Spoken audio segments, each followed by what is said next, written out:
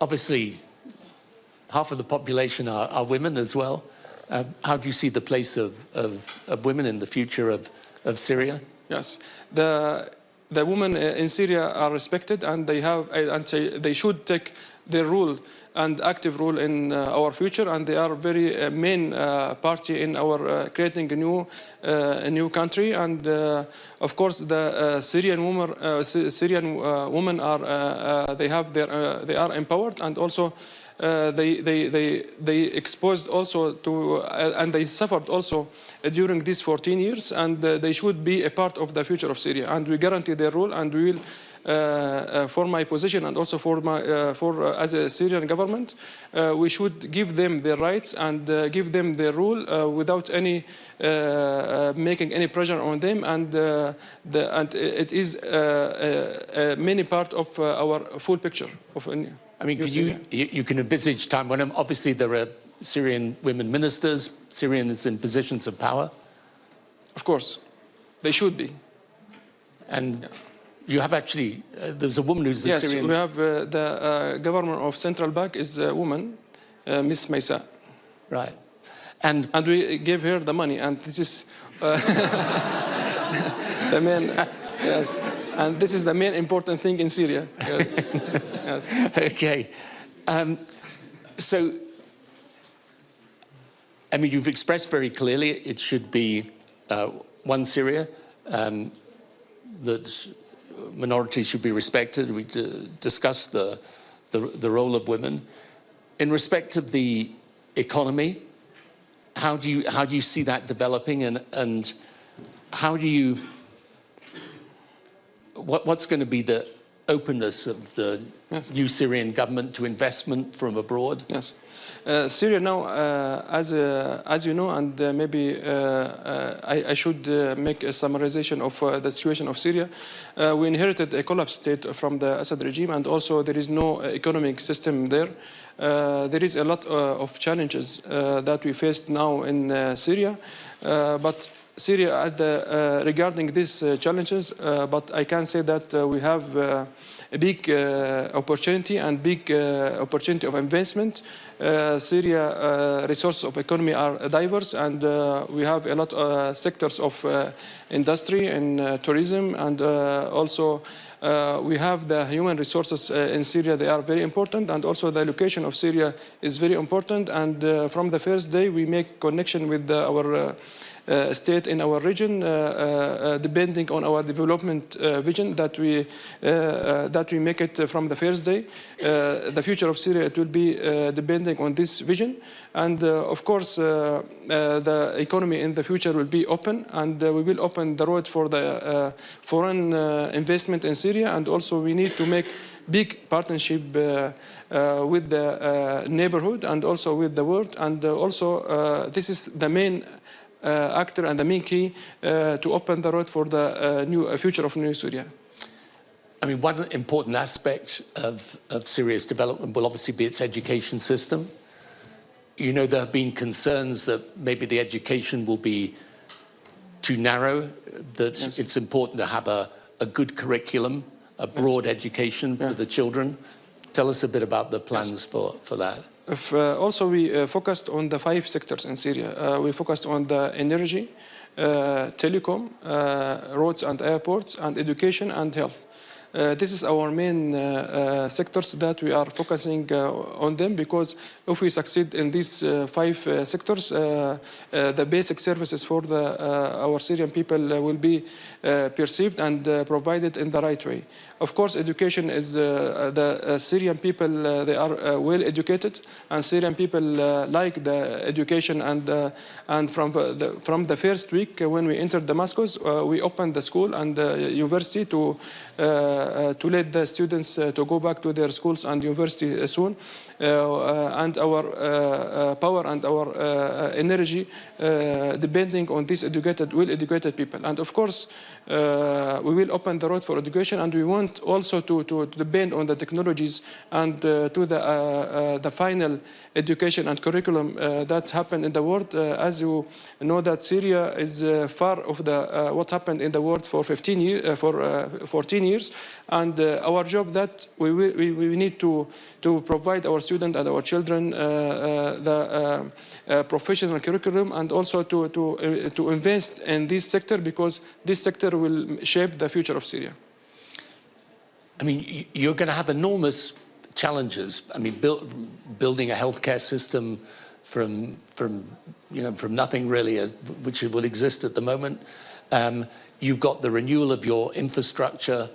How will you prioritize that? Yeah.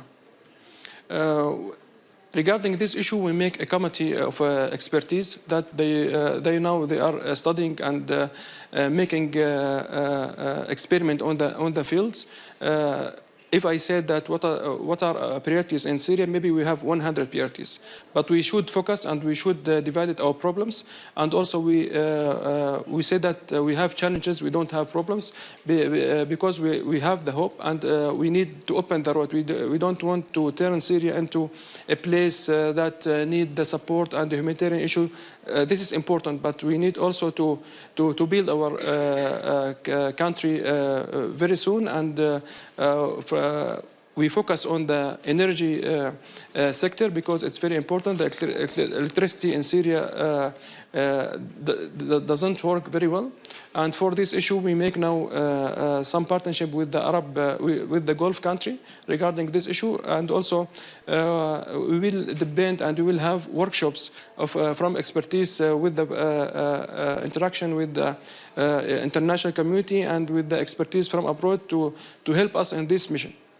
I mean, presumably within the Syrian system, there's a huge problem with the capacity of the system, because you've got to deal with the Syrian people that are there, but you're going to have a large number of people returning who are refugees. Yeah.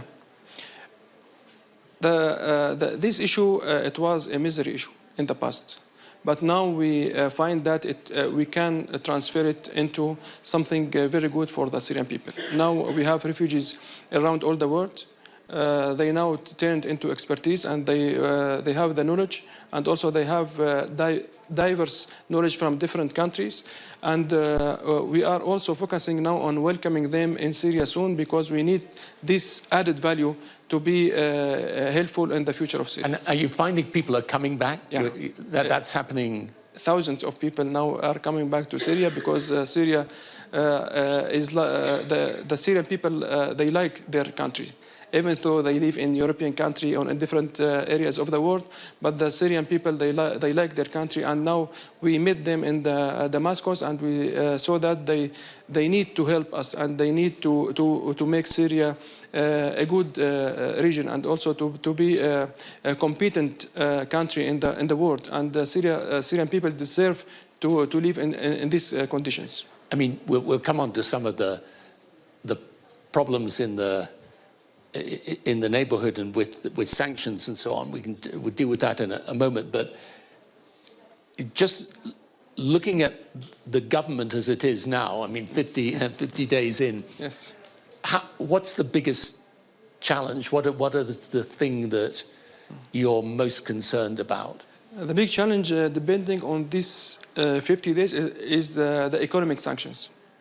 Now we inherited a lot of problems from the Assad regime, but also we inherited these sanctions, and we should remove it and lift it from the should soon, because now it was in the past put for the Syrian people, but now it's against the Syrian people.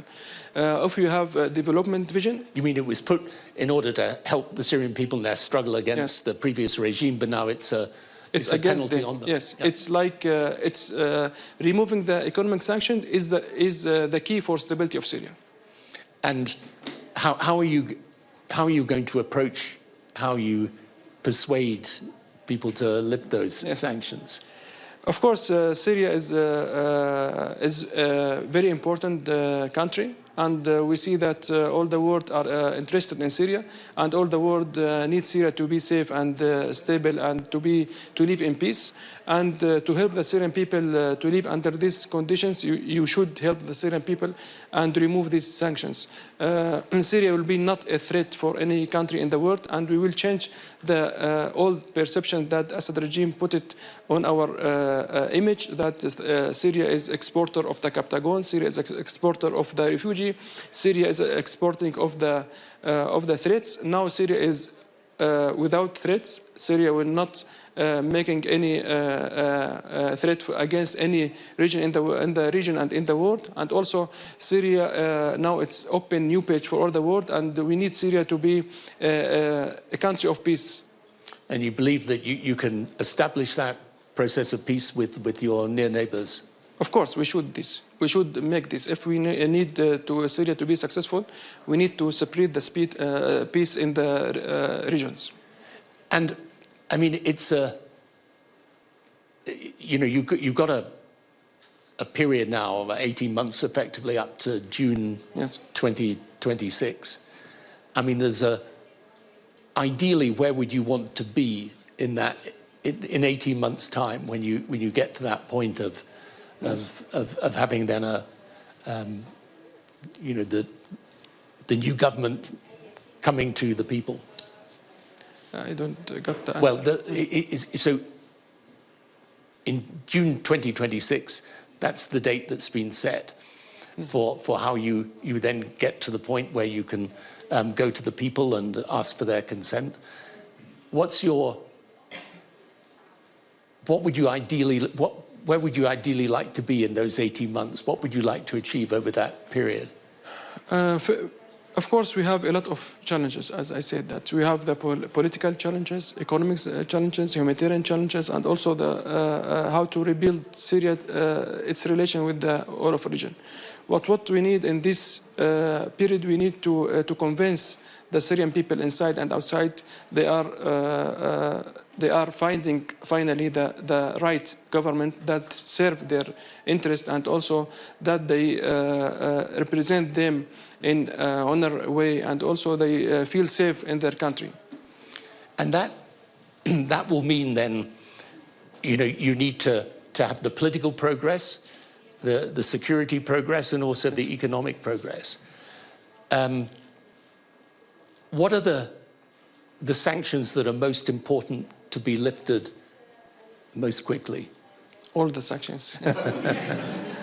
Because we can't divide it, because now we are, if the sanctions, now if you want to understand it, I said it many of times, we heard from the international community a lot of should, you should do this and you should do this.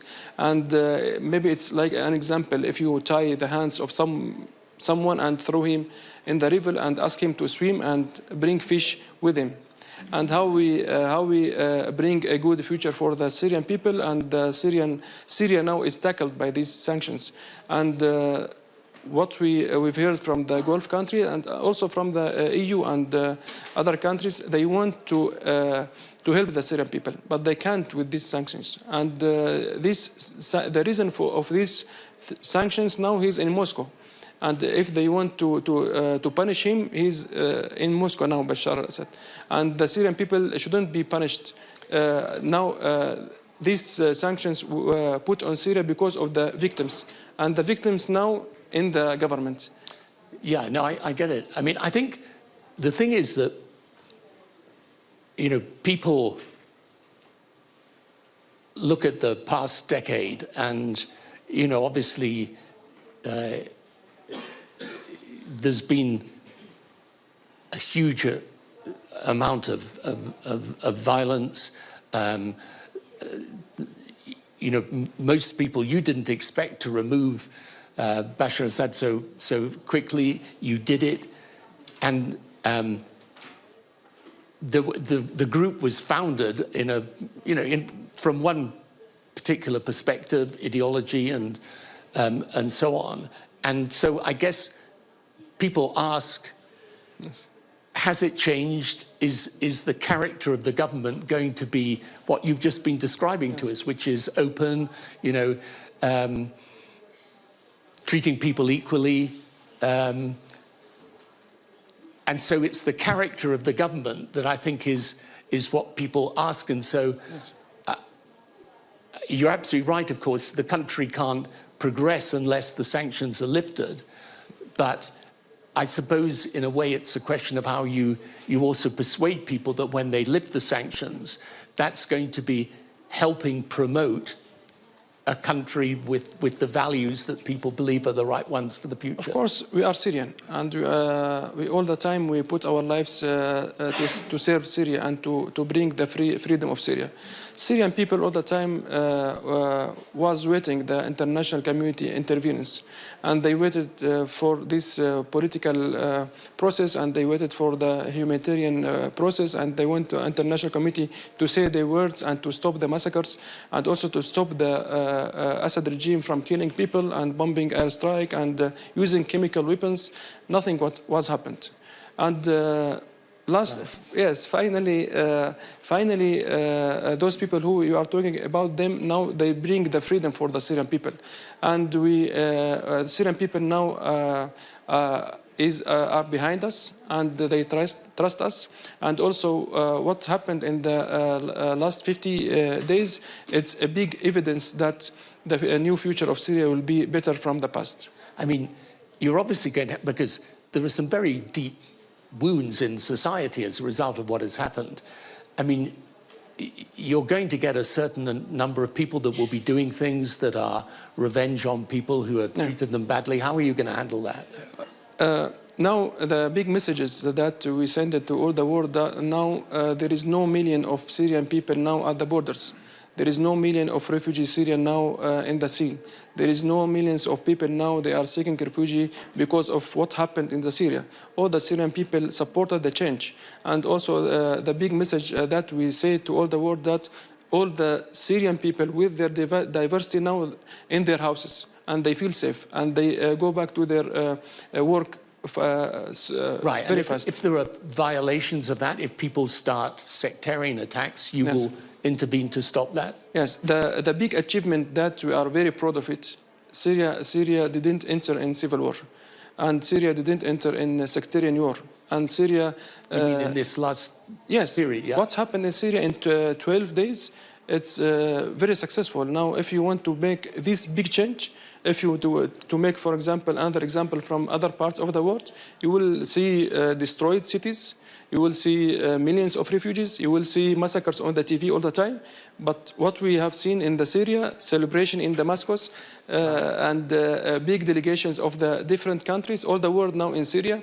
And this is a big message and a big evidence that what happened in Syria, it's very convincing for the people. And if we see some example and some exceptions, it's not the mainstream and not the main policy of the government, Syrian government. And we deal with these issues directly. And we will not accept anybody to take revenge by his hand. There is transnational justice, and there is accountability, and this is the responsibility of the government, not from the people. And your idea is to have a rule of law that treats all the citizens equally. Of course, the rule of law, it will be the main actor of the new government. In Syria, all the time they ask us about how to guarantee the rights of that group and how to guarantee the rights of the women.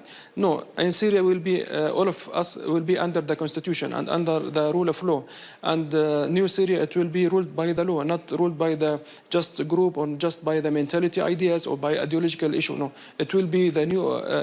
As I said in the earlier, that the misery of Syria will not be repeated. And this is push us to Syria to be ruled by the law, not by the persons. Yeah, well, that's actually a very important statement. And in drawing up the constitution, you will involve all the different elements of society. Yes, of course. The constitution, it will be after the national conference. The constitution, it will be a constitution committee. It will be consisted of expertise, and this is the mission of expertise and non-expertise, and will announce their names, and it consists of the different groups of the Syria and all the. So that group of experts will represent a diverse Syria? Men and women, yes. Okay. And I know you went recently to the Gulf states and did a tour there. How did you find that? They were supportive of your changes? Which state? The Gulf states. You went to Saudi, didn't you? And yes. UAE, I think, and of course Qatar. Yes, we choose to visit the Gulf countries because we want to fix the relation between Syria and those countries, because Assad regime make a lot of problems with them. They exported Captagon all the time for them, and they use harsh language against them. And the Gulf countries are very important in the region, and Syria also is it should take its active role in the region. And from the first day, we make visits for these regions and these countries, because we believe that they should help us in the future of Syria, and they should Syria to be back for them after the long period of loneliness. And I mean, if you're going to, I mean, Syria's got some fantastic cultural and assets and potential for tourism. Will you develop all of that? When you look, for example, at the Gulf countries and you see what Saudi Arabia is doing in developing its cultural assets, UAE and Doha. If you ask me about from where you will inspire your new Syria, yes, right. I will say that we have Singapore. We also have the vision of 2030 of Saudi Arabia, and also we have very brilliant experience in Geneva. And also we will depend on all these inspiring examples in the world. We need Syria to be a place of peace, to be a place of development, and to be a place which we get rid of the war and go to the main rating of the creative and development. Yes. Yeah, it's a kind of Syria first. Syria first, yes. Right, and so you... Mr. Trump took this logo from us. Syria first, of course, for the Syrian people, it's first and last. Yeah, well, I was actually going to ask you to kind of give a message to the international community, but you kind of done it in a way, and I think the examples you give of the countries from which you will draw inspiration, I think is interesting. And you know, that one of the toughest things about government, of course, is that the expectations of the people are always very, very high. Very high, yes. And the business of government is very hard and very slow. Yes. How are you going to keep people with you? I mean, I'm sort of thinking of this period up to the June 2026 when you have that's when the new constitution is promulgated. Yes. How will you keep people with you in this process of change? Because as I said, that Syria is a very important country in the region, and there are shared common interests between us and between the region, between the countries in the region and in the world. Syria, we have common interest in the security level and on the political level, and also on the economy level. And if the world wants Syria to go out of this misery or to make something positive for the Syrian people after they left the Syrian people alone after all these long years, they should make something for the Syrian people. And we are open. And also we need the help of the international community to help us in our new experiment. Of course, we know that we have high expectations, but also we are ambitious people, and we have dreams, and we need a very high level for our Syrian people life. Well, so it's been really interesting to to talk with you. Yes, we were going to do it partly in English and partly in Arabic, but thank you. You've made the translators redundant. Yes. So thank you very much for that. And thank you also for the strength of the message.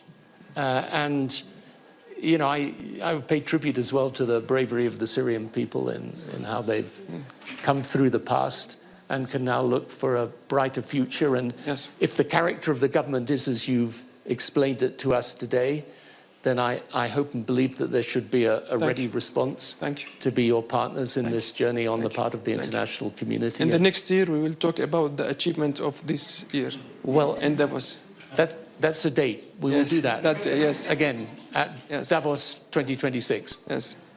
We hope so. Mr. Foreign Minister Asaad, thank you very much. Thank you. Thank you.